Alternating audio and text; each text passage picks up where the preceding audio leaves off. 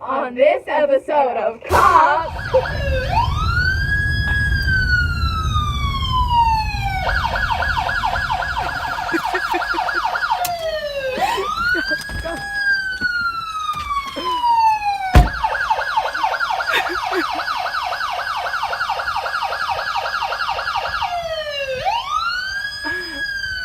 I didn't do anything. You're under arrest for not knowing your matrices. But I didn't do anything. I didn't do anything. I don't even know what Cramer's rule is. We'll teach you! Welcome to jail. Oh, shoot! You try your best, but you don't succeed. When you get what you want. Your shenanigans are done. I got a goose poop on me. I gotta get off. Welcome to jail. Get in, jail. You know why you're here today? It's because you don't know what Cramer's rule is. What's Cramer's rule? What is going on inside their head? Okay, Cramer's rule. Cramer's rule, for the first step, you take the original equations which are given. So for equation 1, you have ax plus by equals k, and for equation 2, you have cx plus dy equals k. And k stands for your constants. So for step 2, you find the determinants of the two equations, and you plug in x1, y1 to the top of the equation, and you plug in x2 and y2 in the bottom of the equation. And to define the determinant, you take x1 and you multiply it by y2, and then you take x2 and multiply it by y1, and then the products of those you subtract and you find your original determinant.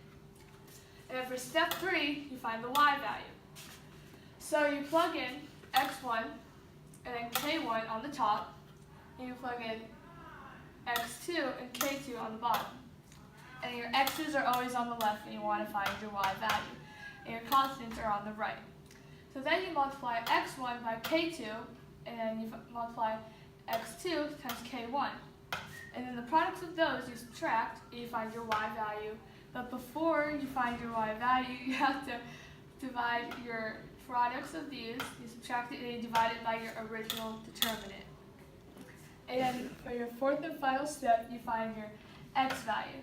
And you take your k1 and your y1 on the top, and you take your k2 and your y2 on the bottom. And to find the x value, your y's are always on the right, and your constants are always on the left.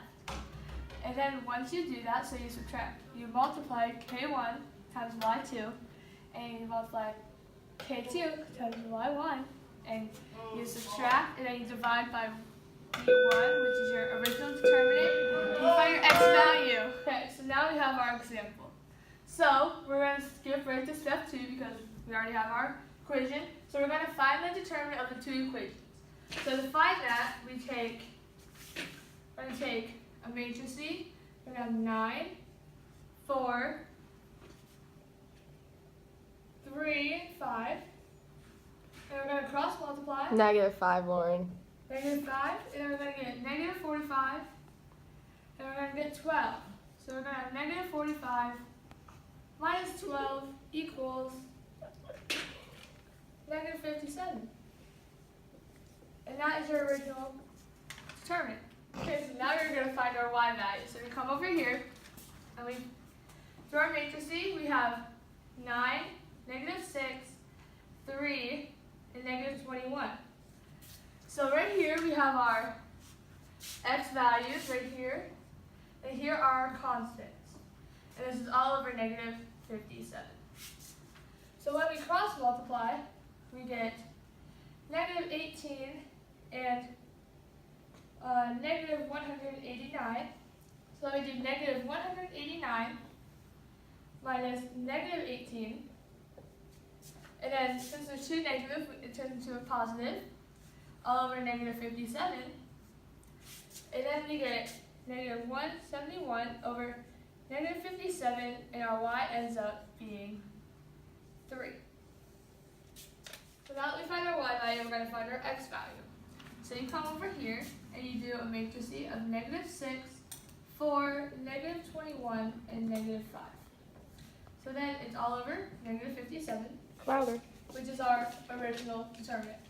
Then you cross multiply, you get 30 and negative 84. So then you do 30 minus negative 84 all over negative 57. And over here you get 114 over negative 57, and your x equals negative 2.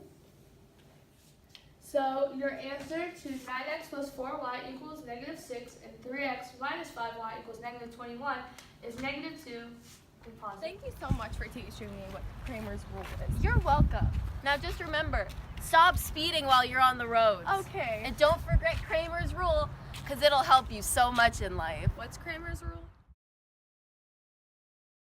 Didn't do anything. That's for not knowing. There's a cousin. I'm gonna pee. Okay. Okay. So now